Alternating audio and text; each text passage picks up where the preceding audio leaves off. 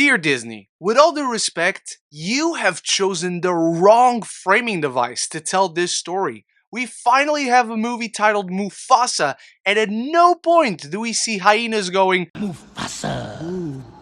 Do it again. Mufasa. Mufasa, Mufasa, Mufasa. My name is Ren, and this is my review of Mufasa The Lion King. Welcome back, film family. Thank you for joining me to discuss the prequel to the remake to one of the greatest films ever made, to finally tell the origin story of the greatest father in cinema. Told in flashbacks, Rafiki relays the legend of Mufasa to his lion cub granddaughter Kiara, introducing Mufasa as an abandoned cub, lost and alone, until he meets a sympathetic lion cub named Taka, the heir to a royal bloodline. Their chance meeting sets in motion a journey of misfits searching for their destiny and working together to evade a threatening and deadly foe. And as far as I have memory, I have always adored The Lion King. Not only do I consider the original one of the greatest films ever made, to me it is simply put the greatest animated film of all time. And I've always adored what The Lion King has become as a franchise, including the 2019 live-action remake. Yes, I'm the one. And bringing us back to the Pride Lands for a new story with Barry Jenkins at the helm has always felt promising. I, however, wasn't totally sure going the prequel route was the right direction. But once again, this is an astonishing and gorgeous visual feast. From the textures to the branches in the trees, the pebbles and rocks on the ground, the fur on the lions, the textures on the skin of elephants, every single frame of this film looks as real as it can be. It is visually flawless. It is an astonishing achievement in visual effects storytelling. Barry Jenkins' direction is breathtaking. He captures all these diverse and vast landscapes with such grandiosity, vibrancy, and genuine beauty, never being afraid to slow down for more intimate moments to explore the compelling dynamic between Mufasa and Scar. Keenly aware that everyone knows where these two characters are ultimately going, we're allowed to see different sides of these two characters we have never seen before, while exploring themes of loyalty, betrayal, and all the special ingredients that have made the original Lion King such a timeless and beloved classic. Aaron Pierre and Kelvin Jr. are phenomenal as the voices of Mufasa and Scar. They have such incredible chemistry despite never really being on screen together. It's just their voices, but they embody these characters completely in a totally believable transition from the classic Jeremy Irons and James Earl Jones, or Chiwetel Ejiofor and James Earl Jones. Jenkins can also direct big-scale action surprisingly well. Mufasa can overall come across as somewhat tame in terms of on-screen violence. There's no one-on-one fighting like we have in the original Lion King, but there are these massive set pieces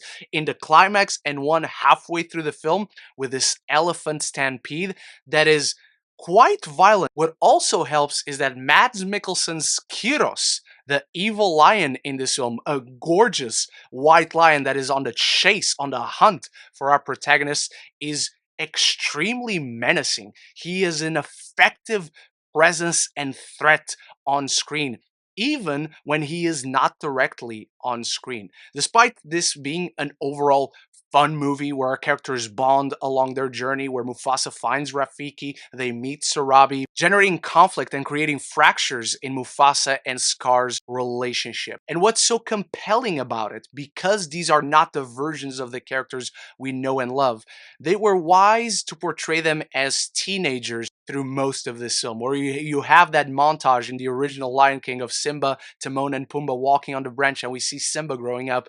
We don't get the final product of Mufasa and Scar in this film. Even though I would have loved to see their glorious manes, it allows Kyros to be such an imposing presence when face to face with our two protagonists. And Mads Mikkelsen does a great job, not only in the voice acting, but I actually want to see him in more musicals. But we'll talk about the music later on. And we can't properly discuss a Lion King movie without shouting out the fantastic Lebo M, who returns to this prequel to deliver an authentic African-inspired soundscape, delivering an identity not just to the whole film in general, but to each set piece, each landscape our characters find themselves in across this classic grand adventure. The soundscape as well delivers a lot of intensity. Like I said, there's a lot of big scale action set pieces, and they can be very intense, very threatening, very heavy emotionally. The beats in this film are accomplished so well. Even though we know what the ultimate destination is, they make the journey well worth it. For the most part. And this is where we get into issues with this film, and I'm going to start with the biggest one, the framing device, where Rafiki is telling the story to Kiara.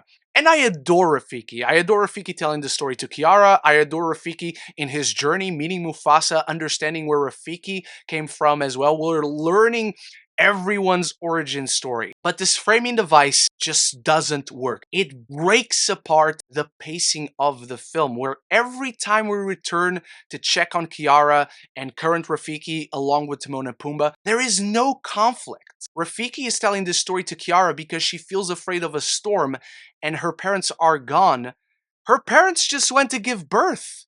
There is no conflict. And apparently everyone refuses to tell Kiara this directly. Every time we cut from the intensity, from the emotional stakes, from this grandiose journey of Mufasa to become Mufasa, there's just nothing interesting or compelling happening with little Kiara, as adorable as she is. Another big issue, and this would somewhat, to a certain degree, always happen with a follow-up to The Lion King. The music sucks. I genuinely did not like a single song. At most, I can say I enjoyed one bit of a song. Nothing in Lin-Manuel Miranda's original songs for Mufasa come anywhere near the timelessness and memorable quality of the original. And while, like I said, the musical numbers are visually sensational, where, for better or worse, the filmmakers took the expressionless criticisms of the 2019 Lion King to heart, and they give a lot of expression to the animals. Not to the point where it breaks the immersion, but it just allows you to be more animated. But it just stops the movie on its tracks because it doesn't need musical numbers. It just feels like it has musical numbers because it's a prequel to The Lion King. The Lion King is a musical. This has to be a musical, but it just does not compare, and it screeches the film to a halt. The film also falls into the inherent trappings of most prequels, where you're telling the origin story of one of cinema's most beloved characters, but not everything about the world needs an origin story, and it just gets in the way of the story because when Mufasa works, it really works. It's compelling, it's emotional, it's intense, and it just falls short because of all these scattered plot lines. Just makes the film feel so busy. There are just so many unnecessary extra add-ons put to it that just make it feel unnecessarily bloated. But with all that said, now it's time for you to start the conversation about Mufasa The Lion King in the comments below. Let me know if you're excited for this film, if you've seen it, how do you rank the Disney live-action remakes altogether, even though this isn't a remake? Anything and everything down there. If you're enjoying this review, many more like it right up here, and I reviewed most, I believe, of the Disney live-action remakes or reimaginings, or however you want to call it. So if you want to stick around, see more of those reviews, talk more movies and TV with me, this is the place to be. Consider clicking that subscribe button, and you won't miss any future conversations on your favorite movies and TV. Mufasa The Lion King is yet again a remarkable visual achievement, thematically echoing the classic in a grandiose coming-of-age epic suffering from severe prequelitis. With a wonky structure and every terrible new song, it falls short of being worthy of the King of the Pride Lands' majesty. I'm giving Mufasa The Lion King a B-. Thank you so much for watching, film family. Remember to start the conversation about Mufasa The Lion King in the comments below. Have you seen the movie? Are you excited? What is your favorite song in it, if you have one? And what would you like to see them do for the next Lion King story? Anything and everything down there, and I'll be back very soon in more videos. So until the next one, love each other and love the movies.